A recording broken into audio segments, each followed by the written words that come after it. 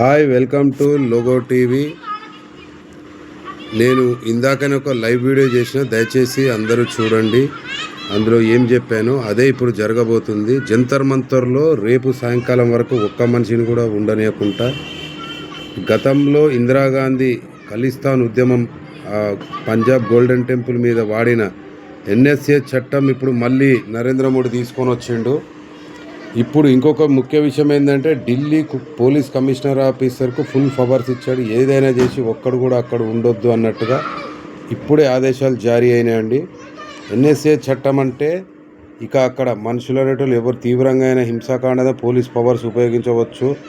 ఇంకొక విషయం, అవసరమైతే కాల్పులు కూడా జరిపే ఆలోచనలో కేంద్ర ప్రభుత్వం ఉన్నట్టుకుంది. ఈ దెబ్బకు ఇక బీజేపీ జోలికి దేశవ్యాప్తంగా ప్రతిపక్షాలు కానీ విద్యార్థులు కానీ ఎవ్వడు కూడా మమ్మల్ని ప్రశ్నించొద్దు అనే రేంజ్లో ఈ చట్టాన్ని ఇప్పుడు ఇన్నేళ్ల తర్వాత మధ్యలో ఒకసారి వాడారు, ఇది మూడోసారి అంట. ఇప్పుడు మళ్ళీ ఆ చట్టాన్ని ఆ విద్యార్థుల మీద వాడడానికి మోడీ లోపల ఉన్న ఆలోచన ఏంది?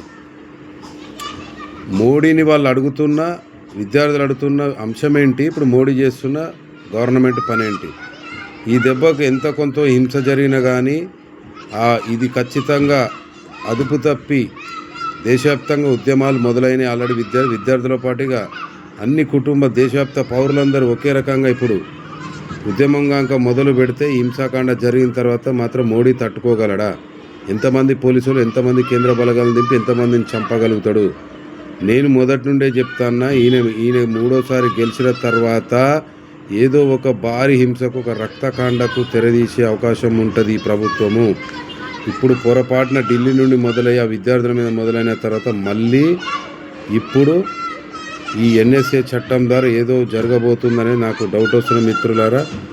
కానీ మనం పోరాడే లక్ష్యంలో న్యాయం ఉన్నంత వరకు మనం ఎవరికి భయపడాల్సిన అవసరం లేదు. ఇలాంటి బలిదానాలు భారతదేశానికి కొత్త కాదు, మనకు అసలే కొత్త కాదు.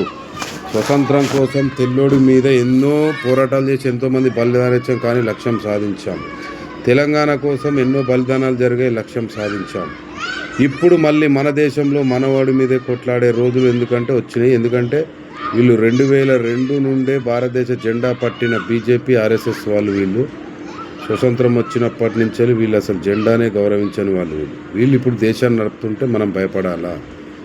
ఏది ఏమైనా కానీ ఈ పోరాటం ఉద్యమం ఊపందుకుంటే ఈ భయంకరమైన పరిస్థితి నుండి నరేంద్ర మోడీ ఈ అపవాదును మూటగట్టుకొని పీఠం దిగక తప్పదు. దయచేసి సెంట్రల్ గవర్నమెంట్ వాళ్ళు మళ్ళీ ఒకసారి ఆలోచించుకోవాలని కోరుతున్నాను.